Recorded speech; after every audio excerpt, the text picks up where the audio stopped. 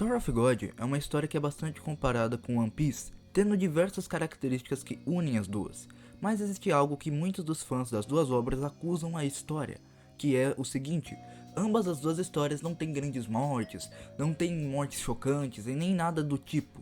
Só que, nesse vídeo eu vim trazer aqui uma interpretação um pouquinho diferente desses fatos. Hoje eu vim te mostrar 5 das mortes mais brutais de Tower of God e como elas foram importantes para a trama em geral. Então, sente-se aí e vamos logo pro vídeo.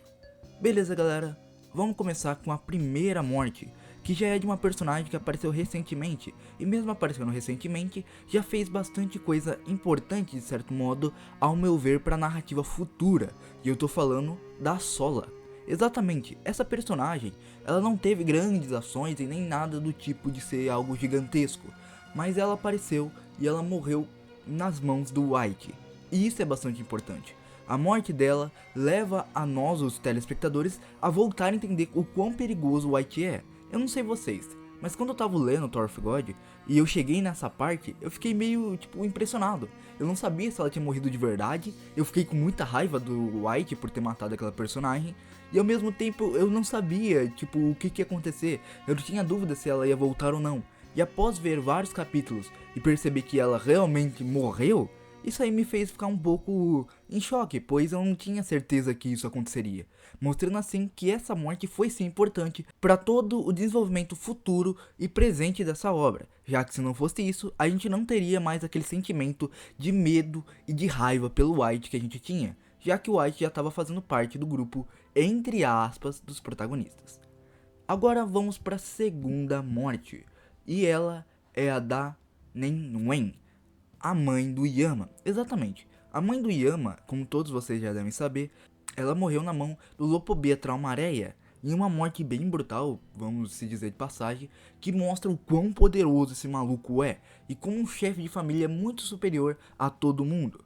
A morte dela é bastante brutal e bastante importante pra gente entender a motivação dos personagens como o Yama e o Yazratia. Por que eles estão fazendo aquilo que eles estão fazendo, qual é a verdadeira motivação deles, quais são os verdadeiros sonhos e objetivos desses personagens. Mesmo que eles não conheçam ou não tenham tido relação direta com isso, por exemplo no caso do Yama, aquilo ali tem uma importância na sua história. Tem ali uma construção tanto do personagem do Yama e do Yazratia, tanto do Lopobia Traumareia, e por isso que essa morte ocupa a posição de top 4 na nossa lista. Agora vamos para a terceira morte, que é a do Dengue. Se você não lembra do Dengue, ele é basicamente aquele cachorrinho da raça ali do Yama, que basicamente morreu na mão da pessoa que ele considerava seu pai e tal. Essa morte é bem brutal, é bem violenta, muitas vezes a gente pode até esquecer dela, mas ela tem uma importância absurda, e é isso que eu vou falar nesse momento. A importância dessa morte para a obra é extremamente grande, por mais que muitas vezes a gente se esqueça. Se não fosse a morte do Dengue, basicamente o Ban não teria esse sentimento de ser incapaz de proteger seus amigos. Muito do que o Ban tá fazendo agora e vai fazer no futuro é feito por causa desse momento. A morte dele mostra pro Ban que ele não é forte o suficiente para proteger todo mundo, e que por mais que ele queira salvar todos, não é possível, porque ele é apenas um ser humano.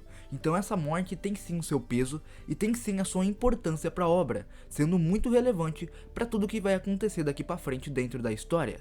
E agora nós vamos para a nossa quarta morte, que foi uma morte basicamente muito interessante, porque ao meu ver foi a grande morte, foi uma coisa bastante chocante na época que aconteceu, que eu tô falando da morte do Niwa. Se você não lembra quem é o Niwa, ele é basicamente aquele amigo que o Hakunin tinha, e ele apareceu lá na segunda temporada. E basicamente a morte dele é importante porque é demonstração para nós, como leitores, do qual é o verdadeiro efeito da torre. O que a torre realmente faz com as pessoas, que não é só a Rachel que vai se corromper e vai fazer coisas ruins, não. Todo mundo, por causa dessa situação, de estar dentro desse lugar, que é um lugar terrível, vai fazer tudo que estiver ao seu alcance para sobreviver. Absolutamente tudo.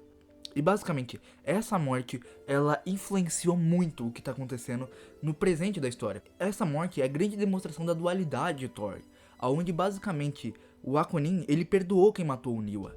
E isso mostra como ele tem virtudes que são muito importantes para ele, coisas que ultrapassam a sua vontade. E isso é uma coisa que talvez venha ter uma relevância maior logo dentro da história. Quando o Hakunin reaparecer de novo, com certeza essa morte vai ser relembrada e vai mostrar para nós, como telespectadores, a importância disso na formação do caráter atual desse personagem. Bom, agora, como vocês já devem estar esperando, eu vim aqui falar as duas últimas mortes, que você já sabe quais são, com certeza. E eu tô falando da morte do príncipe e do Akaraptor.